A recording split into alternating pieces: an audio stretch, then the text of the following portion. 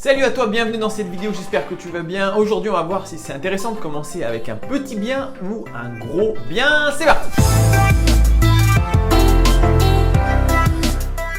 Ouais, alors voilà, au début quand on commence l'aventure de l'immobilier, de l'investissement immobilier, on se dit avec quoi je commence? Tu vois, avec quoi je peux commencer? Un petit bien, un bien moyen, un gros bien? Qu'est-ce qui est le plus rentable? Bref, on ne sait pas exactement comment faire. Et puis surtout, il y a beaucoup de peurs qui se mélangent. Il peut y avoir des peurs de se dire est-ce que je vais réussir à louer mon bien? Ça, c'est vraiment la plus grosse des peurs en général. Ou est-ce que mes loyers vont être payés? Est-ce que mes locataires vont payer ou est-ce qu'ils vont partir au bout d'un moment? Donc, moi j'ai deux conseils à te donner par rapport au début, tu vois, à comment investir au départ.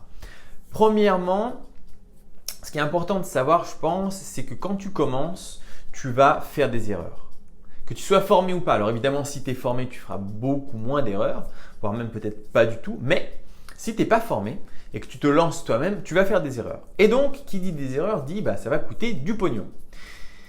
Et si tu as un appartement, mettons, à 50 000 euros, tes erreurs vont te coûter beaucoup moins cher que si tu as commencé directement avec un bien à 200 000 euros. Ok? Donc, évidemment, pour ça, commencer petit, c'est un petit peu plus intelligent. Je me rapproche un peu parce que la caméra a l'air de galérer un peu. Bon, commencer petit, ça va te permettre, quand tu vas faire tes erreurs, ce sera beaucoup moins coûteux. Ok, forcément, puisque, comme je viens de te le dire, un bien à 50 000, si tu dois changer toutes les fenêtres d'un bien à 50 000, ça va te coûter beaucoup moins cher que si tu dois changer toutes les fenêtres d'un bien à 200 000. Ou de refaire l'électricité, ou de refaire la plomberie, ou de refaire les sanitaires, la cuisine, etc. Et puis aussi, si tu as acheté un petit bien, les mensualités de crédit, imaginons, alors il y a plein de techniques pour que ça n'arrive absolument pas, mais imaginons que ton locataire ne paye pas, okay, ou que tu n'arrives tout simplement pas à louer ton appartement. Si tu as un tout petit bien avec une mensualité à 350 euros par mois, 300, 400 euros par mois, c'est faisable de le faire soi-même, tu vois, de financer soi-même. Il y a plein de gens qui ont des voitures en leasing, c'est ce qu'ils payent. Donc, c'est le prix d'une bagnole, c'est totalement réalisable. Alors que si tu commences direct sur un gros truc à 200 000 euros, ton crédit va s'approcher des 1 000 euros par mois et là, ça va être un peu chaud si jamais tu as mal fait les choses. Donc, commencer petit pour s'entraîner, je trouve que c'est pas mal.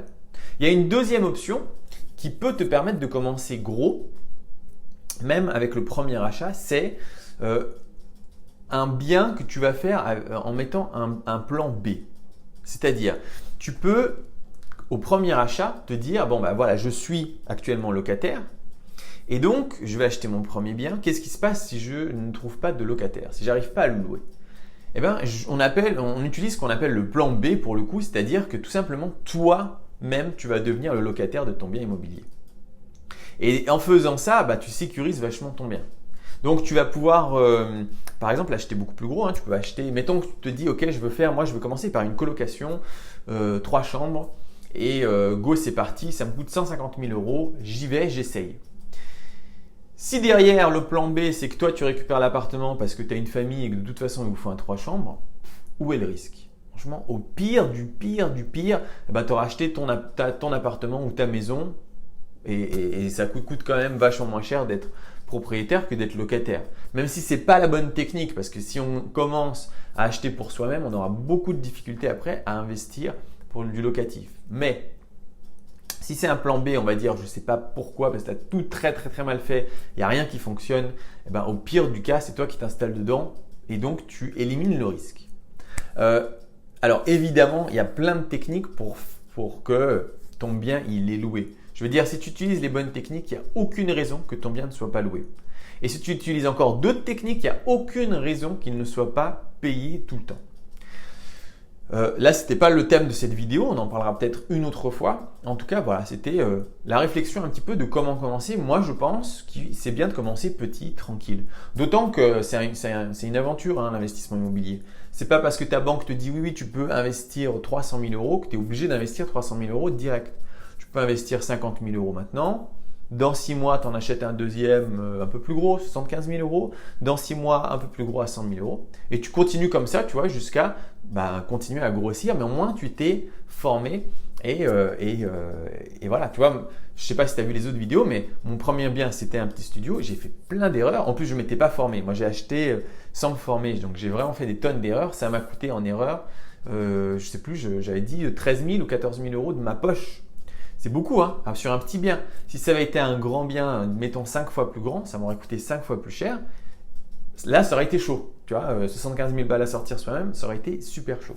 Donc voilà, commence petit, tranquille. L'investissement immobilier, c'est quelque chose, une fois que tu as pris goût, ça va durer toute ta vie. En fait, tu vas le faire tout au long de ta vie, tu vas acheter, après tu vas louer, après un jour tu revendras et tu vas continuer comme ça. Donc tranquille, commence petit. Voilà, c'est tout. Si cette vidéo t'a plu, tu peux mettre un pouce bleu, tu peux t'abonner. Alors en ce moment, pendant encore quelques semaines, au moment où tu vois cette vidéo, au moment où elle est en ligne, je fais un jeu où j'offre ma formation, je vais la donner gratuitement à certaines personnes on ne sait pas, dans quelques vidéos, je vous dirai quoi mettre en commentaire sous la vidéo pour la gagner. Donc c'est important d'activer la cloche pour avoir les notifications, pour recevoir rapidement la formation et être le premier à mettre le bon commentaire pour la gagner. Voilà, c'est tout. Éclate-toi bien et bon déconfinement puisqu'aujourd'hui ou bientôt on est libre. Alors, ciao!